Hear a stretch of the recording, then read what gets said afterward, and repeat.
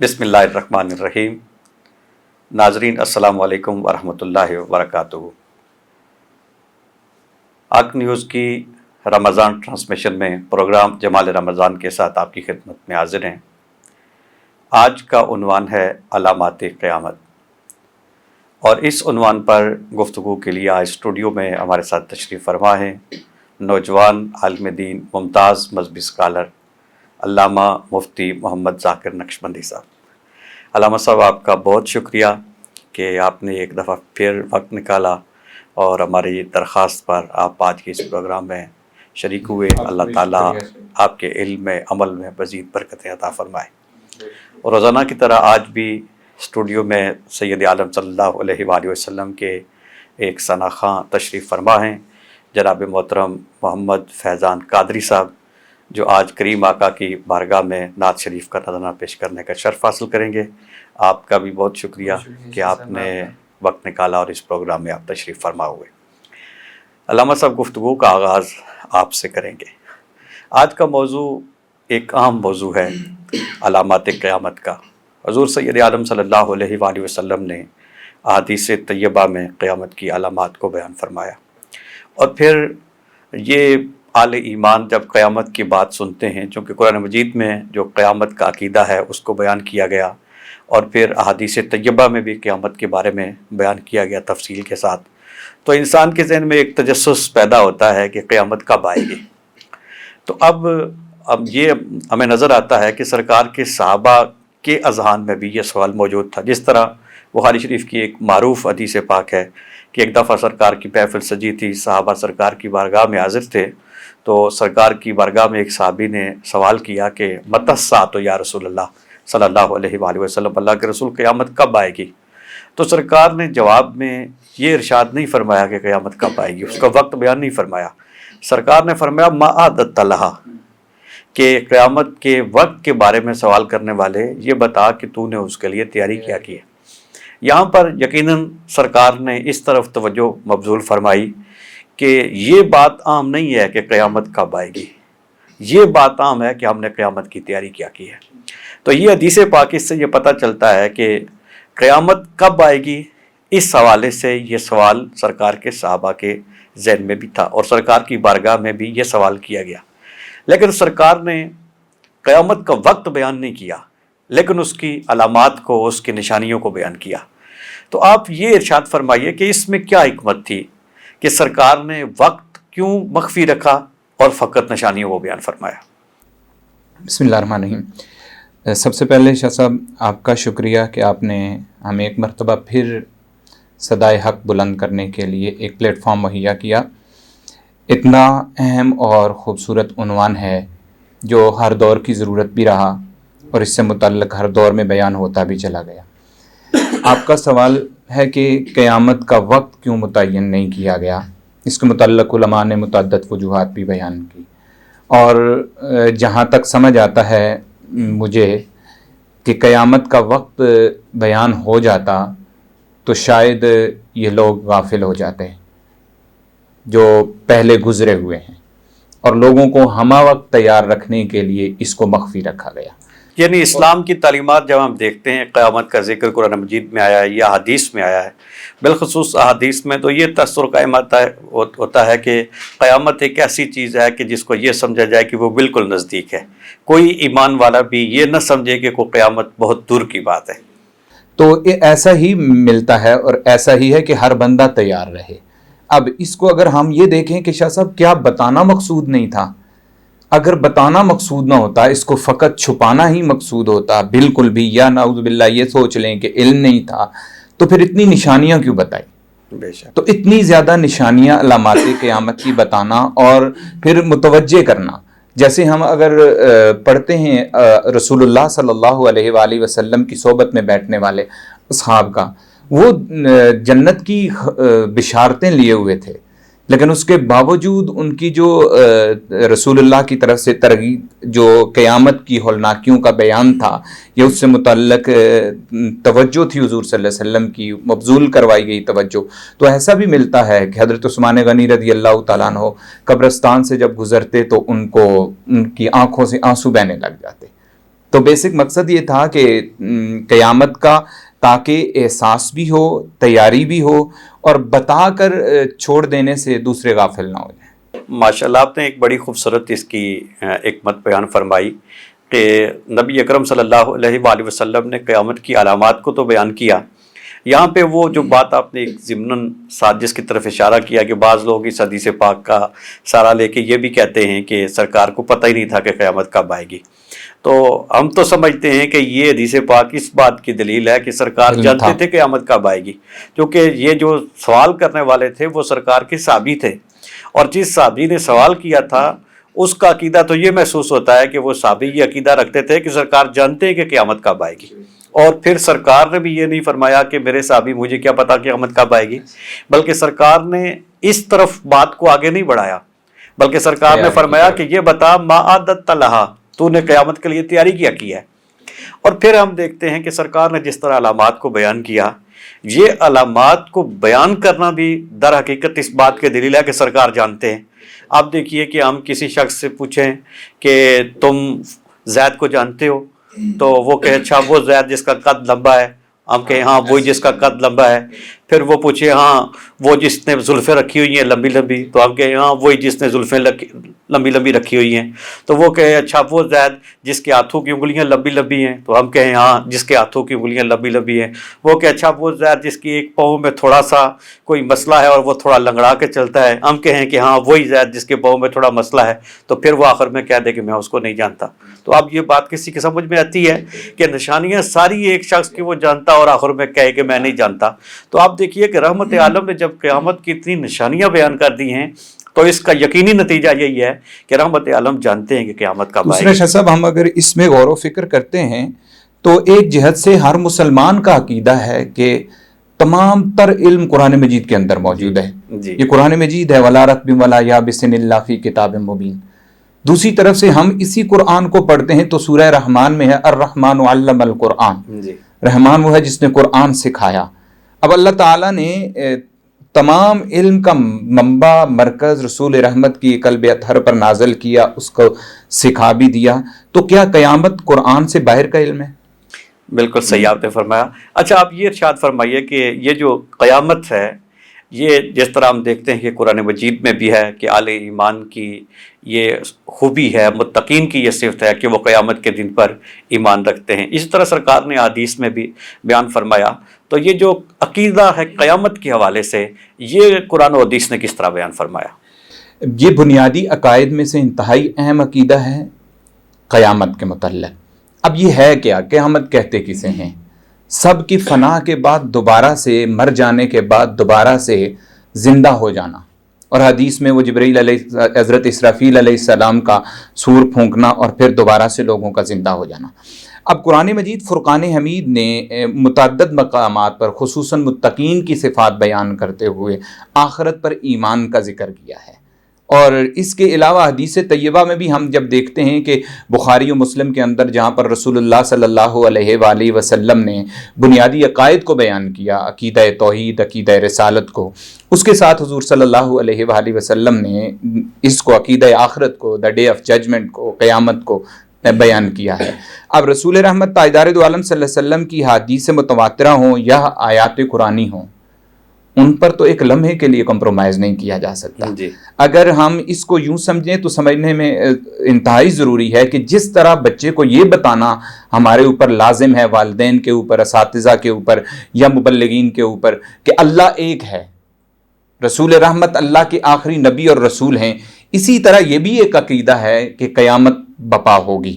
اب اس کے ساتھ ساتھ یہ ضرور ہے کہ قیامت کے واقعہ ہونے کا انداز ہمیں قرآن مجید فرقان حمید میں جن ہولناکیوں کے ساتھ ملتا ہے، بے شک اسی انداز سے ہمیں یہ ترغیب بھی دینی چاہیے. یہ کوئی اتنی عام اور معمولی سی چیز نہیں ہے.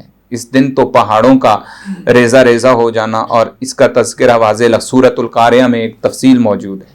سبحان اللہ. یوم یکون الناس کالفراش المبثوث وتکون الجبال کالعہن المنفوش. بے شک ماشاء اللہ آپ نے قرآن مجید کی روشنی میں آیات کا سہارا لے کر جس طرح قیامت کو بیان کیا کہ اس کی جب وقوع ہوگی تو وہ کتنا اولناک منظر ہوگا.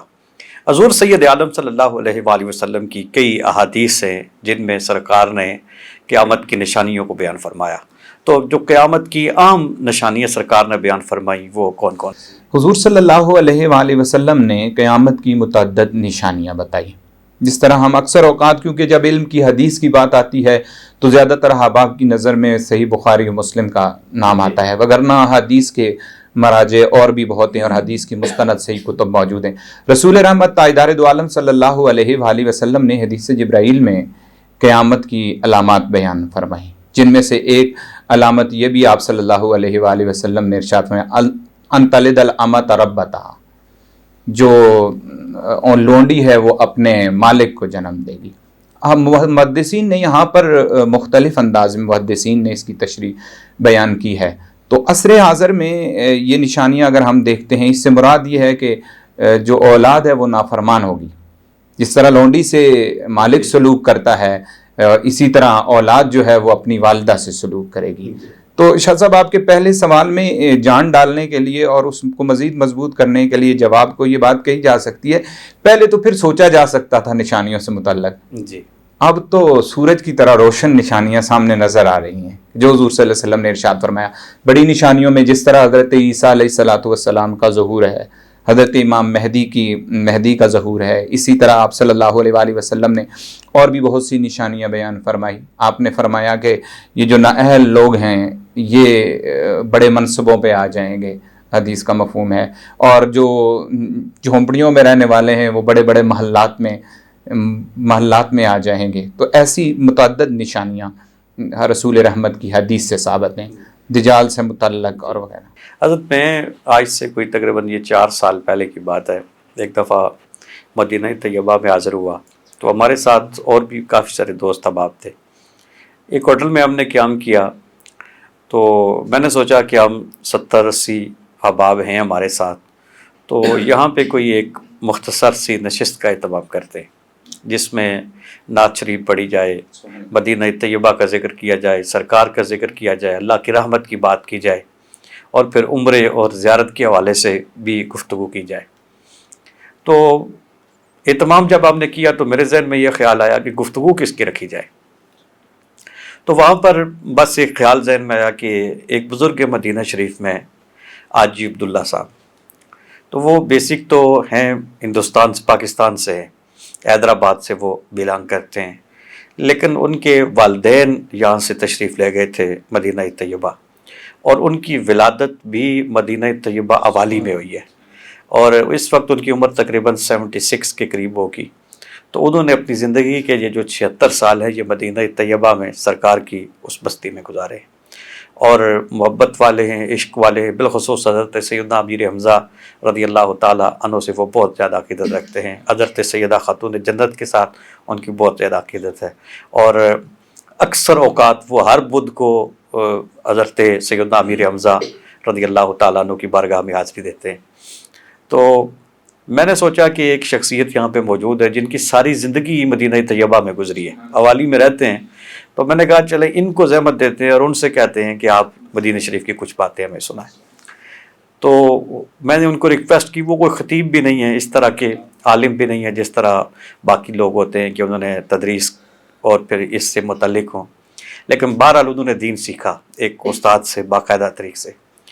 میں نے ان سے گزارش کی تو انہوں نے بڑی شفقت فرمائی، وہ تشریف لے آئے اور ہماری اس نشست پہ وہ بیٹھے. میں نے ان سے عرض کی کہ آپ مدینہ طیبہ کے شہر کے حوالے سے کچھ باتیں ہمیں سنائیں. تو اس موقع پہ انہوں نے ایک بات مجھے سنائی. تو بات وہاں پہ بیسک علامات قیامت کی نہیں تھی، میں نے تو عرض کی تھی کہ مدینہ شریف کی باتیں سنائیں. تو انہوں نے مدینہ شریف کی مختلف باتیں اپنے بچپن کی، یعنی 60 سے 70 کا جو دور تھا اس دور کی باتیں بھی سنائیں. آج سے 60-65 سال پہلے جب ان کے بچپن کا عالم تھا، ایک بات جو انہوں نے سنائی وہ اس عنوان سے متعلق ہے۔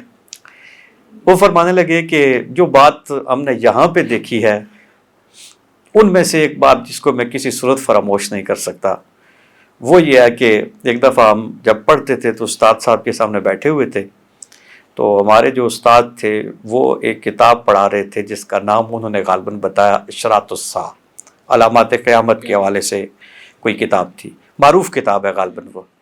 تو وہ فرمانے لگے کہ انہوں نے وہ کتاب جب ہمیں پڑھا رہے تھے تو استاد صاحب نے ایک حدیث یہ بیان فرمائی اس کتاب میں سے کہ علامات قیامت میں سے ایک علامت یہ ہے کہ جو مدینہ شریف کی مٹی ہے اس کو مدینہ سے نکال کر باہر پھینک دیا جائے گا۔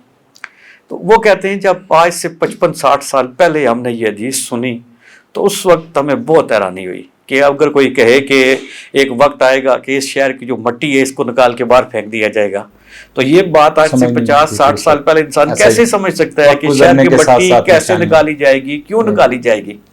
تو وہ کہتے ہیں کہ سرکار کی حدیث تھی تو ہم اس پہ یقین تو رکھتے تھے لیکن یہ سمجھ نہیں آتی تھی کہ یہ کیسے ہوگا۔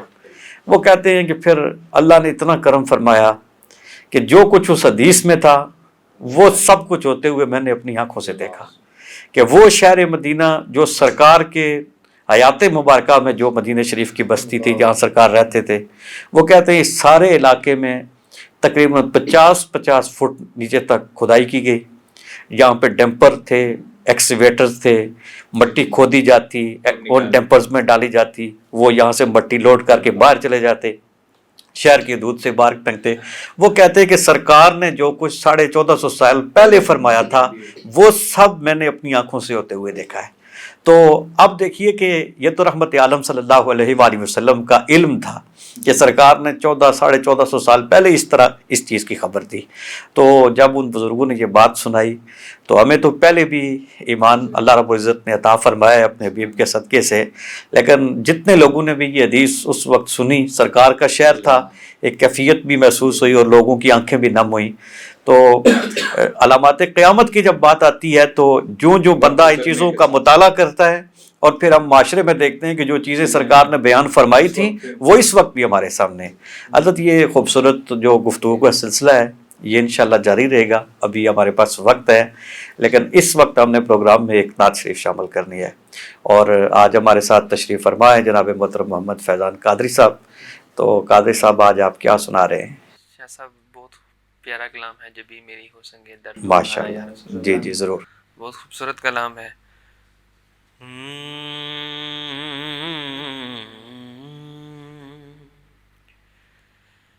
جب بھی میری ہو سنگے در تمہارا یا رسول اللہ، سبحان اللہ، سبحان اللہ۔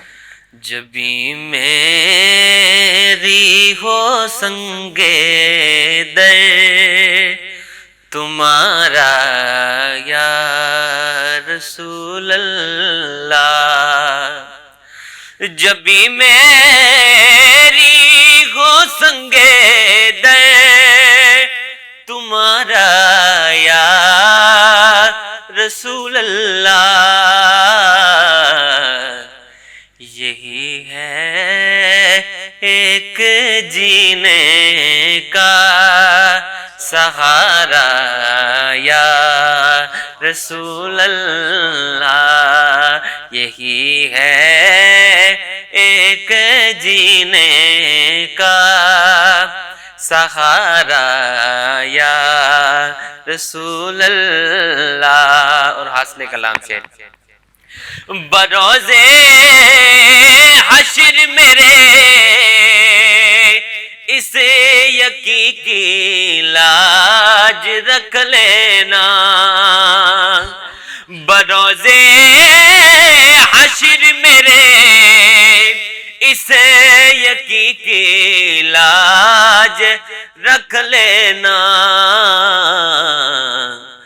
کہ تمہارا ہوں تمہارا ہوں تمہارا یا رسول اللہ، تمہارا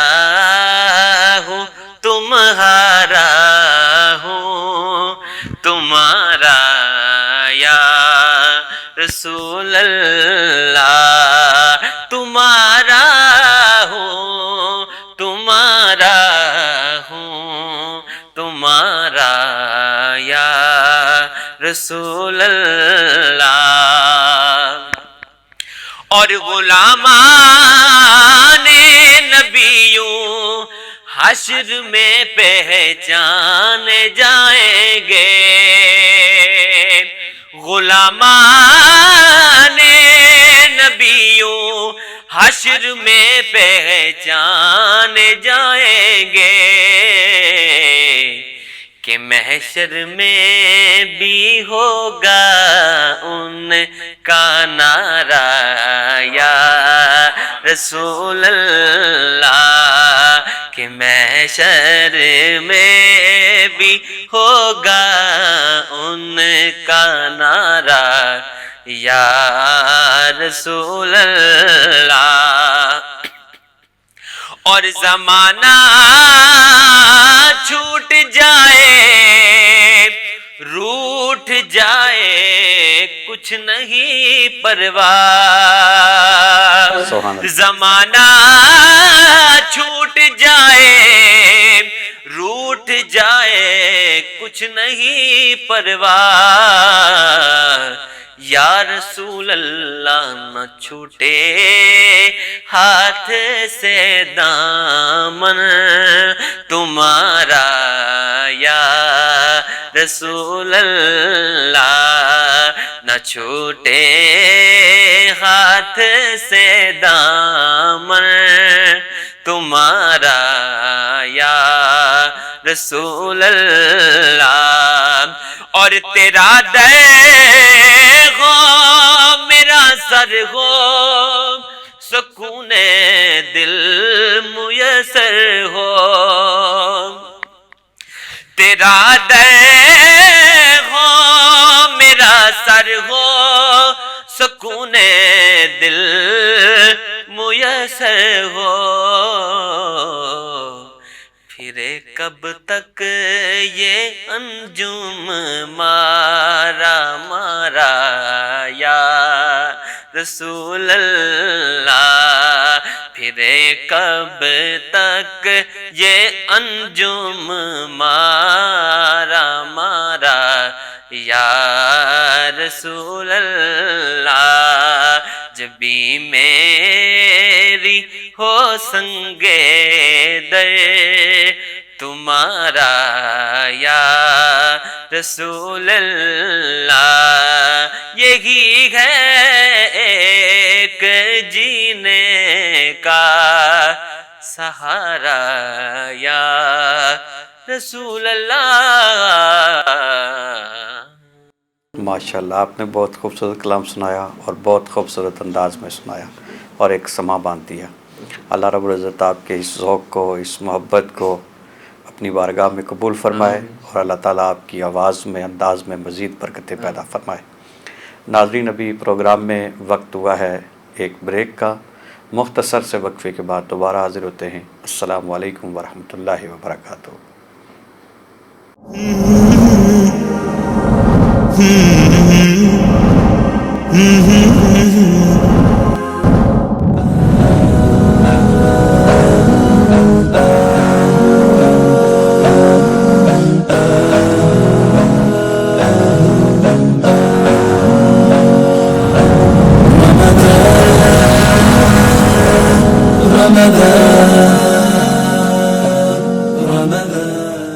بسم اللہ الرحمن الرحیم۔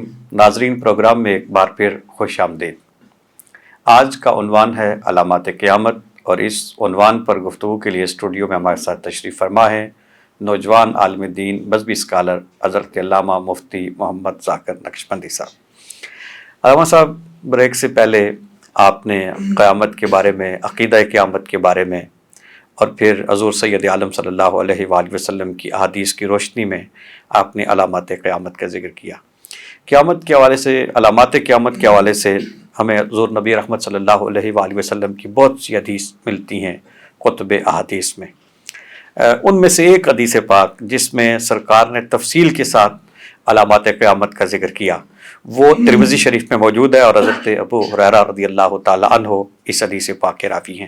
میں اصول برکت کے لیے یہ حدیث بیان کرنا چاہتا ہوں، باقی میں چاہوں گا کہ آپ اگر اس حدیث پاک کے حوالے سے بیان فرمائیں کہ نبی رحمت صلی اللہ علیہ وآلہ وسلم نے یہ جو علامات بیان فرمائی ہیں وہ کس حد تک اب ہمارے معاشرے میں موجود ہے۔ سرکار کی جو حدیث پاک ہے، ان ابی ہریرہ رضی اللہ تعالیٰ عنہ قال قال رسول اللہ صلی اللہ علیہ وسلم عزت تو خزا الفیو دو والن، آپ نے فرمایا کہ قیامت کی علامات میں سے ایک علامت یہ ہے کہ مال غنیمت کو ذاتی دولت بنا لیا جائے گا۔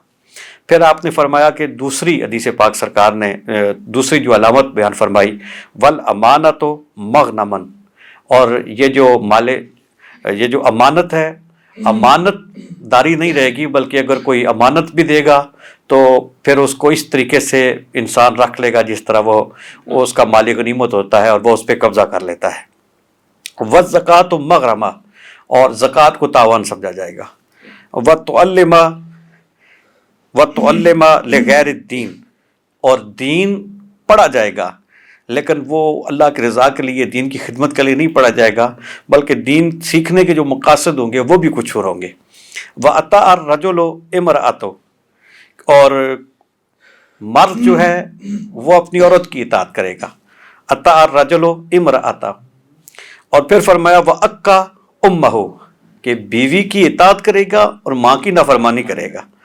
وَأَدْنَى صَدِيقَهُ، دوست کو اپنے قریب رکھے گا، اس کو سینے سے لگائے گا۔ وَأَقْصَى أَبَاهُ، اور اپنے والدین سے دور ہو جائے گا۔ وَظَهَرَتِ الْأَصْوَاتُ فِي الْمَسَاجِدِ، اور مساجد میں یہ جو ادب ہے یہ باقی نہیں رہے گا مساجد کا، بلکہ مساجد میں آوازیں بلند ہوگی، شور ہوگا۔ وَسَادَ الْقَبِيلَةَ فَاسِقُهُمْ، اور قبیلوں کے سردار فاسق لوگ بن جائیں گے۔ وَكَانَ زَعِيمُ الْقَوْمِ أَرْذَلَهُمْ، اور قوم میں جو سب سے رذیل شخص ہوگا، سب سے کمینہ شخص ہوگا، وہ قوم کا سردار بن جائے گا۔ وَأُكْرِمَ الرَّجُلُ مَخَافَةَ شَرِّهِ، اور ایسے بھی ہوگا کہ کسی شخص کی عزت کی جائے گی اس کے شر سے بچنے کے لیے۔ وَظَهَرَتِ الْكَيْنَاتُ وَالْمَعَازِفُ، اور یہ جو گانا بجانا ہے یہ عام ہو جائے گا۔ وَشُرِبَتِ الْخُمُورُ، اور شراب نوشی کی جائے گی۔ وَلَعَنَ آخِرُ هَٰذِهِ الْأُمَّةِ أَوَّلَهَا، اور اس امت کے جو بعد والے لوگ ہیں وہ پہلوں پر لعن کریں گے۔ اور پھر فرمایا فَلْيَرْتَقِبُوا عِنْدَ ذَٰلِكَ رِيحًا حَمْرَاءَ، تو پھر تم اس وقت انتظار کرو سرخ آندھی کا، وَزَلْزَلَةً، اور زلزلے کا، وَخَسْفًا، اور دھسائے جانے کا، وَمَسْخًا، اور مسخ کیے جانے کا، وَقَذْفًا، اور پتھر پھینکے جانے کا، برسائے جانے کا، وَآیَاتٍ، اور نشانیوں کا۔ تَتَابَعُ كَنِظَامٍ بَالٍ قُطِعَ سِلْكُهُ فَتَتَابَعَ، فرماتے ہیں پھر نشانیوں کا انتظار کرو کہ جو نشانیاں اس طرح ان کا ظہور ہوگا کہ جس طرح ایک دھاگا ہوتا ہے اس میں موتی پروئے جاتے ہیں، ہار بنایا جاتا ہے، اور پھر جب وہ دھاگا ٹوٹ جاتا ہے تو وہ موتی ایک کے بعد ایک اس سے گرنا شروع ہو جاتے ہیں۔ تو آپ فرماتے ہیں، سرکار نے فرمایا کہ قیامت کی نشانیاں بھی اس طرح ایک کے بعد ایک ان کا اس طرح طریقے سے ظہور ہوگا۔ تو میں نے یہ اس حدیث پاک پہ جب غور کیا تو اس میں رحمت عالم صلی اللہ علیہ وآلہ وسلم نے قیامت کی 15 نشانیاں بیان فرمائی ہیں۔ تو اب آپ یہ بیان فرمائیے کہ یہ جو نشانیاں ہیں اس وقت یہ ہمارے معاشرے میں کس حد تک ہمیں نظر آتی ہیں کہ یہ نشانیاں موجود ہیں؟ جی شاہ صاحب، جہاں تک علامات قیامت یہ حدیث کی کتب کے اندر تقریباً کثیر تعداد میں موجود ہیں، بعض نے لکھا 70 کے لگ بھگ ہیں، کچھ چھوٹی ہیں کچھ بڑی ہیں، بہت سی علامات ہیں۔ جی، آپ نے جو بالترتیب ایک خوبصورت حدیث کا تحفہ عنایت فرما دیا، جزاک اللہ، اللہ تعالیٰ آپ کو جزا دے۔ باقی اس حدیث کو میں جب سن رہا تھا تو یقین مانیے شاہ جی کہ یہ حدیث یوں لگتا ہے کہ یہ علامات جو ہیں وہ مکمل ہوتی ہوئی نظر آ رہی ہیں۔ اگر ہم مال غنیمت کی ہی بات کریں تو مال غنیمت کا جہاں تک بات ہے اس کو ذاتی استعمال سمجھنا، تو حق کے حقوق کے معاملے میں رعایا سے لے کر حاکموں تک خاصی کمی بیشی کی جا رہی ہے، اور ہمیشہ اگر اس کو یوں بھی دیکھا جائے کہ جس طرح اسلام پہ جس کا بھی اختیار ہوتا ہے وہ اپنی ذاتی ذاتی سمجھتا ہے. حالانکہ اصول اور قواعد کے مطابق ہمارے سامنے موجود ہیں خلفائے راشدین کی زندگیاں. وہ اپنے آخری وقت میں اگر کوئی چیز انہوں نے خلیفہ ہونے کے حوالے سے استعمال بھی کیا تو فوراً سے اس کو واپس کر دیا جب ان کی خلافت کا یا ان کے نزا کا یا آخری وقت قریب آتا. اسی طرح اگر معاشرتی زندگی کی کچھ باتیں جو میں سامنے دیکھ رہا ہوں کہ ادب آداب کے اعتبار سے، تو اگر اس کو میں یوں کہوں تو سمجھنے میں میرے آسانی ہو جائے گی اور یہ بات کلیئر ہو جائے گی کہ ذمہ داری کا احساس ختم ہو جائے گا. اسلام دین اعتدال ہے، اپنے ماننے والوں کو بڑا خوبصورت سا نظام حیات دیتا ہے جس میں ہر بندے نے اپنی ذمہ داریاں پوری کرنی ہوتی ہیں، اور سوسائٹی بیلنسڈ اور مضبوط اسی وقت ہوتی ہے کہ جب ہر بندہ اپنی رسپانسبلٹیز ادا کرتا ہے. اگزامپل یہاں پر اسی حدیث سے ہم لیتے ہیں، آپ نے علامات قیامت میں سے بتائی کہ والدین کا جو ادب، والدہ کا خصوصاً جو تعلق ہے وہ ادب احترام کا سلسلہ ختم ہو جائے گا. آج رونگٹے کھڑے ہو جاتے ہیں کہ جس وقت ہم میڈیا پر سنتے ہیں کہ فلاں شخص نے اپنی والدہ کے ساتھ اس طرح توہین آمیز رویہ، والدین کے ساتھ یہ توہین آمیز رویہ رکھا. آئے دن سوشل میڈیا پہ ایسی ویڈیوز آتی رہتی ہیں. اب اس کے ساتھ خوبصورت سا آپ نے ذکر زکوٰۃ کا فرمایا. اب زکوٰۃ کتنا اہم اسلام کا ایک فائنینشلی اور اکانومیکلی اس کو ڈیل کرنے والا ایک شعبہ ہے کہ اس کو ہمیں زیادہ سے زیادہ دیکھنا چاہیے. اور شاہ صاحب اس پر میں اتنا ضرور کہوں گا کیونکہ ایک بڑا پلیٹ فارم ہے اور بات دین حق کی ہے، تو یہ ہر اعتبار سے ہمارے جو اعلیٰ عہدیداران ہیں ان کو بھی سوچنا چاہیے اس معاملے میں، خصوصاً زکوٰۃ کے معاملے میں، کہ زکوٰۃ کا نظام اتنا خوبصورت نظام ہے. جسٹس پیر کرم شاہ الازہری رحمۃ اللہ علیہ آپ نے فرمایا تھا کہ 5 سال اگر جو بڑے سرمایہ دار لوگ ہیں وہ اگر صحیح معنی میں اپنے مال میں سے زکوٰۃ نکالیں اور 5 سال یہ مستحقین تک پہنچائی جائے، لیک دونوں طرف سے ہوتا ہے، کہیں پوری زکوٰۃ نکالی بھی نہیں جاتی اور جو نکلتی ہے وہ صحیح مستحقین تک پہنچائی بھی نہیں جاتی. اور آپ نے فرمایا تھا کہ اگر یہ 5 سال یہ پروسیس، یہ طریقہ آپ اپنا لو تو آپ کو اپنے اسٹیٹ کے اندر کوئی غریب نظر نہیں آئے گا. آپ دیکھیں نا، یہ جو زکوٰۃ کے حوالے سے یہ کتنا عام نکتہ ہے کہ اگر ہمارے لوگوں کو احساس ہو جائے کہ جو اسلامی نظام مالیات ہے، نظام معیشت ہے، اس میں زکوٰۃ کی اہمیت کیا ہے اور پھر اس کی خوبصورتی کیا ہے. آپ دیکھیں کہ حکومتیں ٹیکس لیتی ہیں، کوئی 30% لیتا ہے، کوئی 18% لیتا ہے، کوئی 37% لیتا ہے. یہی ریشو چلتی ہے دنیا میں. اس کے مقابلے میں اسلام نے جو نظام دیا وہ کتنا خوبصورت ہے کہ آپ نے صرف 2.5% دینا ہے. یعنی آپ کے پاس 1,00,000 روپیہ ہے تو آپ نے اس میں سے 2,500 روپیہ دینا ہے. آپ کے پاس 10 لاکھ روپیہ ہے تو آپ نے 25,000 روپیہ دینا ہے. وہ بھی آپ نے اپنی اس رقم میں سے یہ ادا کرنا ہے جو جس پہ آپ کا سال گزر چکا ہوتا ہے. یعنی یہ نہیں ہے کہ آپ اپنی جو کچھ آپ کے پاس آتا ہے، اگر 1,00,000 روپیہ تنخواہ ہے، سال میں آپ کے پاس 12 لاکھ روپے ہے تو آپ نے سب پہ دینا ہے. نہیں، آپ نے جو خرچے کیے ہیں وہ الگ، جو بچ گئے ہیں جس پہ سال گزر گیا ہے. دیکھیں کتنا منصفانہ نظام ہے یہ. تو اس کے باوجود بھی اگر بندہ زکوٰۃ نہ دے تو یہ انسان کی کتنی بدبختی ہے. اور پھر جس طرح اللہ رب العزت نے اس میں بتایا ہے کہ یہ جو زکوٰۃ ہے یہ مال کو پاک بھی کرتی ہے اور مال میں برکت کا سبب بھی بنتی ہے. کہ بندہ زکوٰۃ دیتا ہے تو مال کم نہیں ہوتا. میں چند دن پہلے ہمارے ایک دوست ہیں، انہوں نے ایک ذکر کیا اپنے ایک دوست کا. وہ کہتے ہیں کہ انہوں نے جب زکوٰۃ دینا شروع کی، آپ بھی جانتے ہیں انہیں، ڈاکٹر رمضان مصطفی صاحب، انہوں نے ذکر کیا اپنے ایک دوست کا کہ میرے وہ دوست کہتے ہیں کہ ہم نے جب پہلی مرتبہ زکوٰۃ دی تھی، آج سے کوئی تقریباً 40-45 برس پہلے، تو اس وقت ہماری زکوٰۃ بنی تھی 28 روپے. ہم نے 28 روپے زکوٰۃ دی. وہ کہتے ہیں کہ حالات جیسے بھی رہے ہم نے کبھی چھٹی نہیں کی. یہ نہیں ہوا کہ کسی سال ہم نے زکوٰۃ نہ دی ہو، ہر سال ہم زکوٰۃ دیتے رہے اور پھر ہر مرتبہ ہم پہلے سے زیادہ زکوٰۃ ادا کرتے رہے. یعنی مال بڑھتا رہا. اور اس سال جو انہوں نے زکوٰۃ ادا کی ہے، یہ گزشتہ سال، وہ 1 کروڑ اور تقریباً 70 لاکھ کے قریب ان کی زکوٰۃ بنی ہے. اب دیکھیں جس نے 28 روپے سے شروع کیا تھا تو وہ کہاں جا کے پہنچا ہے. اب دیکھیں جب کسی نے اگر 2.25 کروڑ پہ اگر ایک شخص نے زکوٰۃ دیا تو آپ یہ بھی اندازہ کر سکتے ہیں کہ کتنی فیملیز کو اس نے اس زکوٰۃ کے ذریعے کتنے مسائل سے اس نے بچایا ہے. یعنی کتنی فیملیز ایسی ہیں جن کا پورا سال آپ کہہ سکتے ہیں کہ وہ اس کی سپورٹ کے ساتھ گزر جاتا ہے. تو ایسے ایک لوگ نہیں، پاکستان میں لاکھوں ایسے لوگ ہیں کہ جو اگر زکوٰۃ دیانتداری کے ساتھ دیں تو ان کی زکوٰۃ کروڑوں میں بنتی ہے.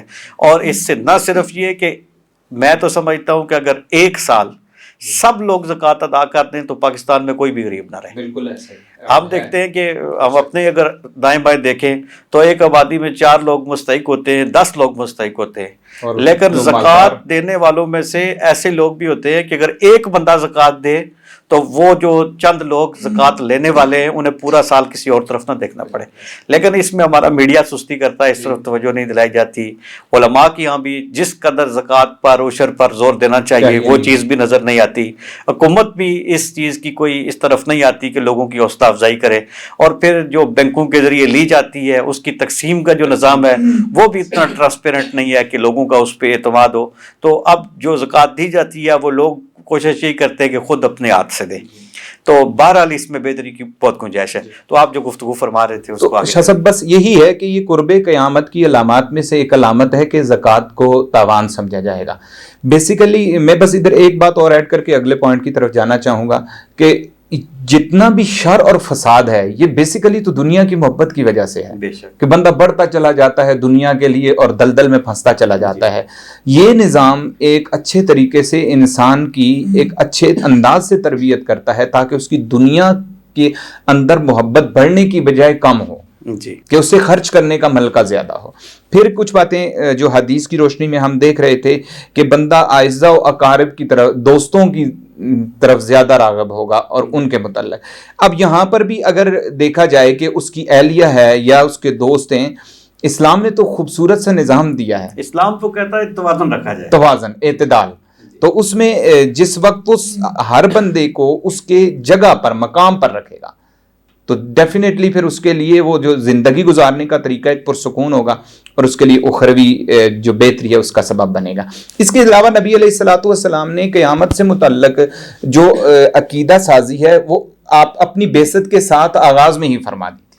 جیسے ہم دیکھتے ہیں کہ حدیث مقدسہ ہے، صحیح بخاری کے اندر ہے، رسول اللہ صلی اللہ علیہ وسلم نے ارشاد فرمایا میری بعثت اور قیامت اس طرح ہے جس طرح ہاتھ کی 2 انگلیاں. آقا حضور نے اشارہ فرمایا شہادت والی انگلی اور دوسری انگلی کو ساتھ ملا کر اس طرح ہیں. صحیح. تو مقصد یہ تھا کہ اس وقت بھی لوگ متوجہ ہو جائیں کہ یہ قیامت بالکل قریب ہے. اور اسی طرح اگر ہم اور حدیث کو دیکھتے ہیں جن میں نشانیاں ہیں کہ علم اٹھ جائے گا، مطلب یہی ہے کہ علماء اٹھا لیے جائیں گے. اور یہ نشانیاں ارد گرد دیکھتے ہوئے ہمیں محسوس ہوتا ہے آپ یہ دیکھیے نا، یہ جو پچھلے 2 سال گزرے کتنے علماء دنیا سے چلے گئے. مفتی محمد خان قادری صاحب رحمۃ اللہ علیہ آپ دنیا سے تشریف لے گئے. علامہ پیر سید زبیر احمد شاہ صاحب بخاری آپ تشریف لے گئے. پیر سید ساجد شاہ صاحب آپ تشریف لے گئے. پیر سید غلام یاسین شاہ صاحب بخاری آپ تشریف لے گئے. ایک جید علماء کی ایک پوری ہمیں کتار نظر آتی ہے کہ وہ ایک دن ایک جاتا ہے، چند دنوں بعد دوسرا جاتا ہے، چند دنوں بعد تیسرا جاتا ہے. تو کس تیزی کے ساتھ یہ اعلی علم کی جو شخصیات ہیں یہ بھی دنیا سے اٹھتی چلی جا رہی. اب جو گفتگو اب تک ہوئی ہے اس میں آپ نے بہت ساری چیزیں بیان فرمائیں، لیکن علامات قیامت میں ہمیں یہ چیز بھی نظر آتی ہے کہ سرکار نے دجال کے آنے کی خبر بھی دی، اور پھر حضرت عیسیٰ علیہ السلام کے نزول کی بھی خبر دی، پھر حضرت امام مہدی علیہ السلام کا ذکر بھی احادیث طیبہ میں ملتا ہے. تو یہ جو علامات ہیں یہ مستند روایات میں ہیں یا ان کی کیا حیثیت ہے؟ شاہ صاحب بالکل یہ روایات مستند حدیث کی کتب میں ملتی ہیں اور آثار بھی بتاتے چلے جا رہے ہیں. جس طرح حضور صلی اللہ علیہ وسلم نے فتنوں کا ذکر کیا اور یہ فتنے اب جس طرح منڈلا رہے ہیں یا جس طرح دن بدن وقوع پذیر ہو رہے ہیں یہ بالکل عیاں ہیں اور نظر آ رہے ہیں. دجال کی علامات نبی علیہ الصلوۃ والسلام نے جو بیان فرمائی ہے اس کے آنے کا ذکر بھی ہے. حضرت عیسیٰ علیہ السلام کا ذکر یا امام مہدی کا جو آخری امام ہیں ائمہ اہل بیت میں 12ویں امام، آپ دنیا میں جلوہ گر ہوں گے. تو رسول اللہ صلی اللہ علیہ وآلہ وسلم نے تو ایک موقع پر ان کی عظمت اور شان ہی میں کہوں گا کہ اس کو اپنے اصحاب کبار پر بھی یوں یہاں فرمایا. آپ مفہوم روایت ہے کہ آپ صلی اللہ علیہ وسلم نے فرمایا اس وقت تمہارا کیا مقام اور مرتبہ ہوگا جب عیسیٰ ابن مریم کا نزول ہوگا اور امام تم میں سے ہوگا. سبحان اللہ. یعنی حضرت امام مہدی علیہ السلام. اور پھر آپ کے ذریعے سے بس عصر حاضر میں شاہ صاحب میں علامات قیامت پر بات کرتے ہوئے، قرآنی آیات اور حدیث بیان کرتے ہوئے اپنے ایمانی جذبے کے ساتھ یہ بات کر رہا ہوں کہ جس طرح یہ علامات قریب تر آتی جا رہی ہیں اور ساری پوری ہوتی چلی جا رہی ہیں، یہ بہت بڑے احسن طریقے سے اور میں کہوں گا چیخ و پکار سے واویلا کر رہی ہیں کہ لوگوں رسول اللہ صلی اللہ علیہ وسلم کے گھرانے کے ساتھ مضبوط ہو جاؤ. کیونکہ ادھر سے بھی سفیانی ایک گروہ آئے گا اور ادھر سے بھی سیدنا امام علی مقام حضرت مولا علی پاک آپ کے اس سلسلے سے ہوتے ہوئے امام مہدی کا ظہور ہوگا. جی وہ ایک حدیث پاک میں شاید آپ نے سفیانی وہ اشارہ کیا ہے کہ جو ایک گروہ ہوگا اس کا سردار جو ہوگا وہ سفیانی نام سے ہوگا. جی بالکل. تو کہ اب یہ اگر کہ ہم کیوں ہمہ وقت اہل بیت کا ذکر کرتے ہیں یا ان سے متعلق کیوں اجاگر کرتے ہیں، ضرورت ہے اس بات کی کہ جہاد کی بات کی جائے، اہل بیت اطہار کے حوالے سے آخری امام کی آمد کی بات کی جائے. اور پھر میں قیامت کی علامات میں سے ایک یہ بھی پڑھ رہا تھا جس حدیث کا مفہوم ہے کہ آسمان کے لیے ستارے امان ہیں اور زمین کے لیے نبی علیہ الصلاۃ والسلام کے اولاد اہل بیت اطہار ایمان ہیں. جب آسمان سے ستارے زائل ہو جائیں گے تو اس کا مطلب یہ ہے کہ آسمان پہ بھی کچھ بھی نہیں بچے گا، اور زمین سے اہل بیت اطہار سے متعلق جب ایسا ہوا تو تب بھی قیامت وقوع پذیر ہو جائے گی. مفتی صاحب آپ نے بہت خوبصورتی کے ساتھ آج کے اس عنوان کے مختلف پہلوؤں کو بیان فرمایا. اللہ رب العزت ہم سب کو یہ باتیں سمجھنے کی توفیق عطا فرمائے اور ہمیں آخرت کی تیاری کی توفیق نصیب فرمائے، برائی سے بچنے کی توفیق نصیب فرمائے. اور حضور نبی اکرم صلی اللہ علیہ وآلہ وسلم کی ایک حدیث میں عرض کر کے پھر ہم بڑھیں گے اپنے مہمان سرا خان کی طرف کہ سرکار نے ایک موقع پر ارشاد فرمایا کہ سیاتی علی امتی زمان یحبون الخمس وینسون الخمس، کہ میری امت پر ایک ایسا وقت آئے گا کہ وہ 5 چیزوں سے محبت کریں گے، 5 سے غافل ہو جائیں گے. یحبون الدنیا وینسون الآخرہ، وہ دنیا سے پیار کریں گے، آخرت سے غفلت کریں گے. یحبون الحیات وینسون الموت، زندگی سے پیار کریں گے، موت کو فراموش کر دیں گے. یحبون القصور وینسون القبور، وہ عالیشان گھروں سے محبت کریں گے، محلات سے محبت کریں گے، قبروں کو فراموش کر دیں گے. یحبون المال وینسون الحساب، اور مال جمع کرنے کے پیچھے لگے رہیں گے دن رات، لیکن حرام اور حلال کی تمیز کو فراموش کر دیں گے، اور یہ بھول جائیں گے کہ ہم نے اس مال کے لیے رب کی بارگاہ میں جواب دہ بھی ہونا ہے کہ مال کمایا کہاں سے، خرچ کہاں پہ کیا ہے. وَيُحِبُّونَ الْخَلْقَ وَيَنْسَوْنَ الْخَالِقَ، اور وہ مخلوق کے ساتھ اپنے رشتے مضبوط کرنے کی کوشش کریں گے اور خالق سے اپنے جو ان کا رشتہ ہے اس رشتے سے غافل ہو جائیں گے اور اس کو کمزور کر دیں گے. تو ہم دیکھتے ہیں کہ آج کے اس معاشرے میں ہمیں یہ ساری چیزیں نظر آتی ہیں، اپنی آنکھوں کے سامنے نظر آتی ہیں کہ جو چیزیں سرکار نے بیان فرمائی تھی وہ اس وقت ناقابل تردید حقیقت کی صورت میں ہماری نظروں کے سامنے ہے. تو ہمیں سرکار کی احادیث کی روشنی میں اپنی اصلاح کرنی چاہیے، آخرت کی تیاری کرنی چاہیے، اور دنیا کی محبت میں اس طرح نہیں مبتلا ہونا چاہیے کہ ہر چیز کو فراموش کر دیں. آپ کا بہت شکریہ کہ آپ نے آج کے اس پروگرام میں بہت خوبصورت گفتگو ارشاد فرمائی. جو کچھ آپ نے فرمایا اللہ تعالیٰ ہم سب کو اس پر عمل کی توفیق عطا فرمائے. آخر میں ایک بار پھر چلتے ہیں اپنے مہمان جناب محترم محمد فیضان قادری صاحب کی طرف، اور آپ سے گزارش ہے کہ آپ کلام سنائیں.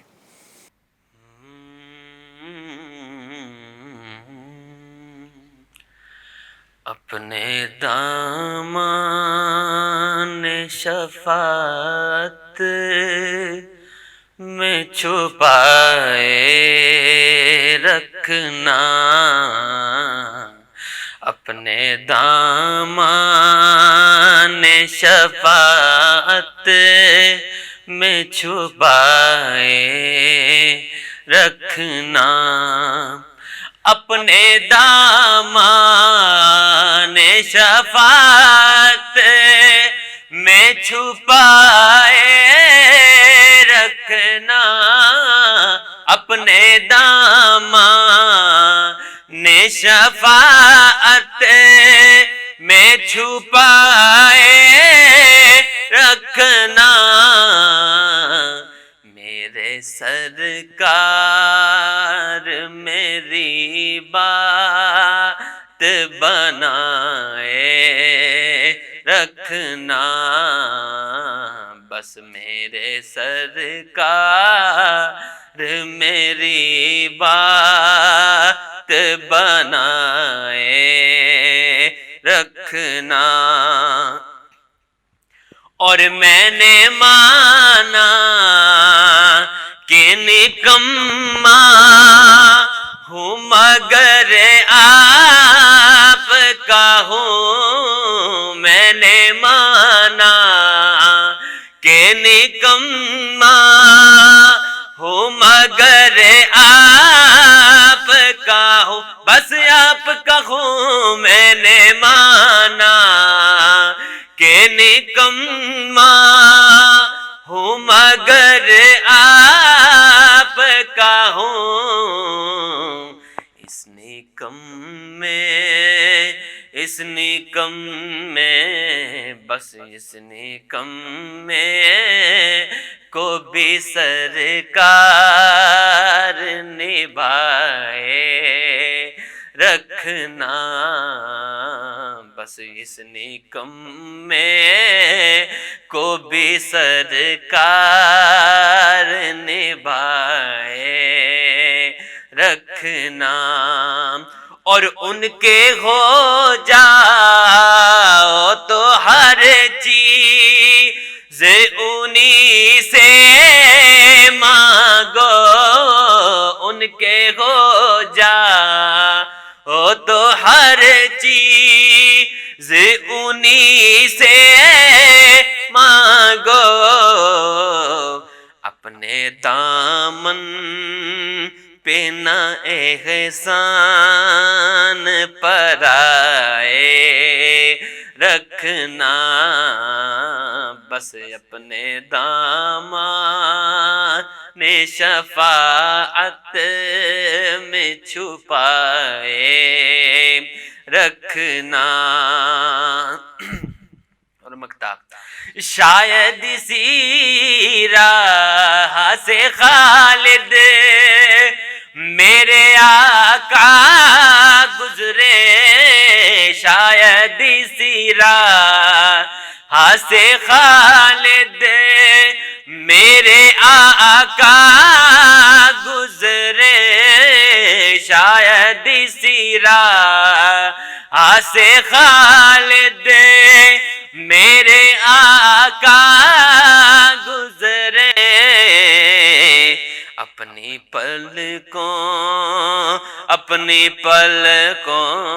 بس اپنی پلکوں کو سر راہ بچھائے رکھنا، بس اپنی پلکوں کو سر راہ بچھائے رکھنا، بس میرے سرکار میری بات بنائے رکھنا۔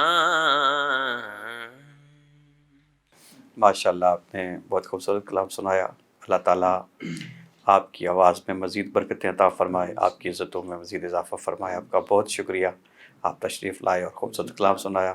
علامہ صاحب، آپ کا بھی بہت شکریہ کہ آپ نے مصروفیات میں سے وقت نکالا اور اس پروگرام کا حصہ بنے۔ اللہ کریم آپ کی عزتوں میں مزید اضافہ فرمائے۔ ناظرین، ابھی پروگرام کا وقت ختم ہوا، کل انشاءاللہ ایک نئے عنوان کے ساتھ آپ کی خدمت میں حاضر ہوں گے۔ السلام علیکم ورحمۃ اللہ وبرکاتہ۔